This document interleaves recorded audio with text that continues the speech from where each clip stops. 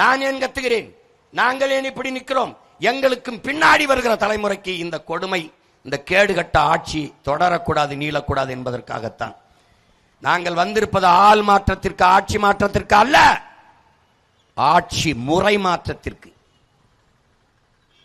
அடிப்படை அமைப்பு அரசியல் மாற்றத்திற்கு வந்த புரட்சியாளர்கள் உங்கள் பிள்ளைகள். இந்த கட்டிய கட்டடத்துக்கு வெள்ளையடிக்க வந்த சீர்திருத்தவாதிகள் அல்ல. இந்த கட்டடத்தை இடித்துவிட்டு புத்தம்புதிதாக புதிய கட்டடம் கட்ட வந்த புரட்சியவாதிகள் என்பதை என் அன்பு சொந்தங்கள் புரிந்து கொள்ள வேண்டும்.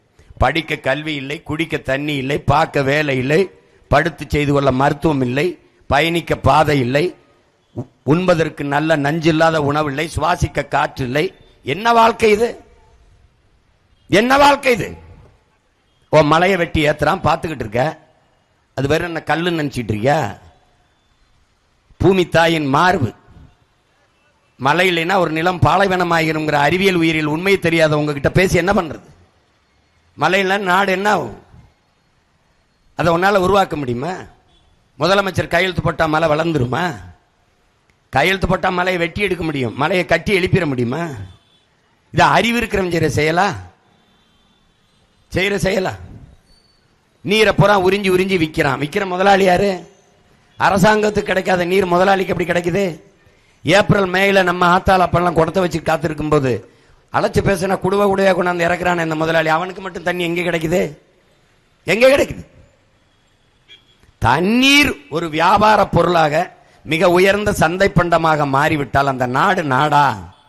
அறிவை வளர்க்கும் கல்வியும், உயிரை காக்கும் மருத்துவமும், உலக உயிர்களின் உயிர் தேவையாக இருக்கிற நீரும் ஒரு சந்தை பொருளாக விற்பனை பண்டமாக மாறிவிட்ட நாடான் அது சுடுகாடா?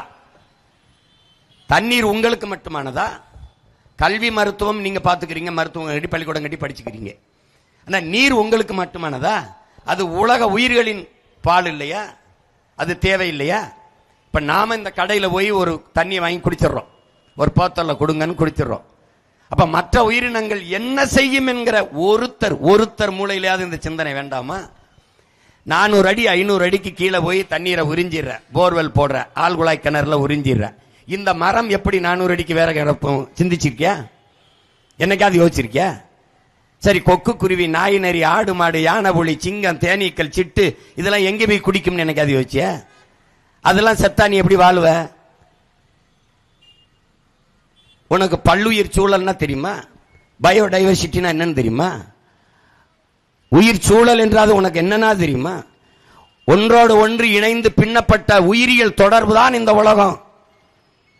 காக்க, குருவி செத்தா என்னன்னு, மலைகள்ல காடுகள்ல இதெல்லாம் வளர்த்தது நீனா, நம்ம பாட்டனா, நம்ம அப்பனா, தாத்தனா? அவ்வளவும் பறவைகள் நட்டது அந்த விதைய போறான். விதை தூவும் தூதுவர்கள் பறவைகள். அது சாப்பிட்டு அங்கங்க கழிவை போட்டு காடை உருவாக்குச்சு. நீரின்றி அமையாத உலகம்னா காடின்றி அமையாதுல்ல நீரு.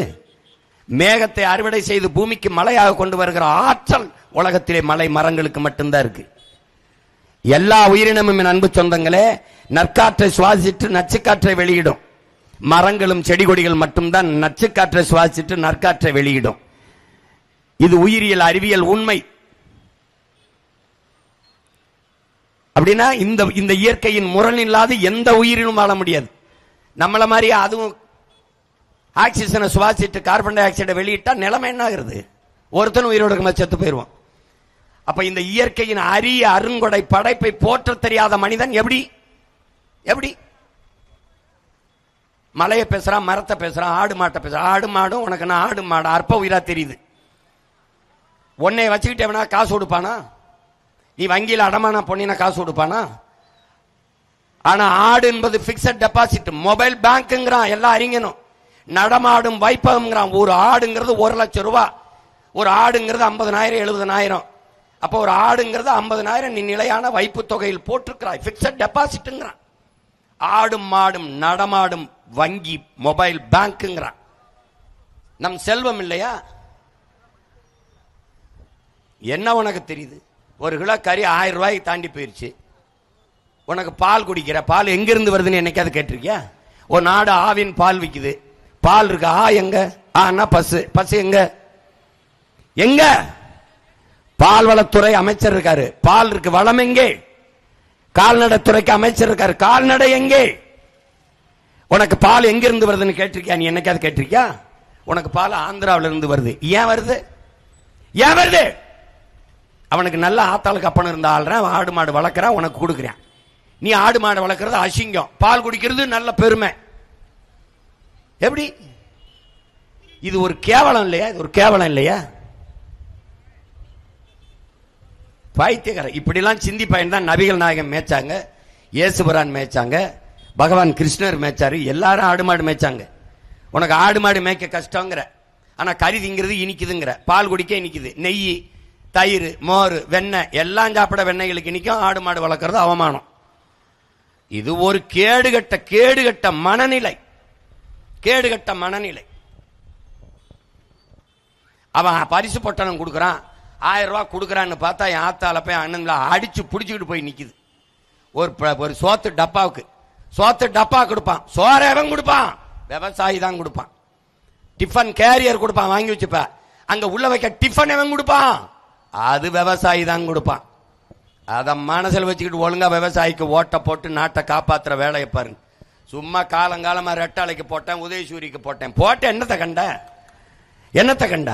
முத வந்து குடும்ப தலைவிக்கு 1000னா 1000 ரூபாய்க்கு வக்கில்ல எங்க ஆத்தாளுக்கு கொடுத்த. அப்புறம் அடுத்த 5 ஆண்டு வரும்போது 2000 தரம்ன்ற. அதை வளர்ந்துருச்சு. இதெல்லாம் வளர்ச்சியில வருது. நல்ல ஆட்சி கொடுத்தால் எதுக்கு காசு கொடுக்க வர்ற நீ?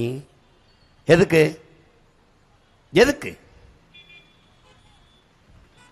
அறிவு சமூகம், அறிவார்ந்த சமூகம் சிந்திச்சு பார்த்து இந்த தேர்தலிலே வாக்கு செலுத்த வேண்டும்.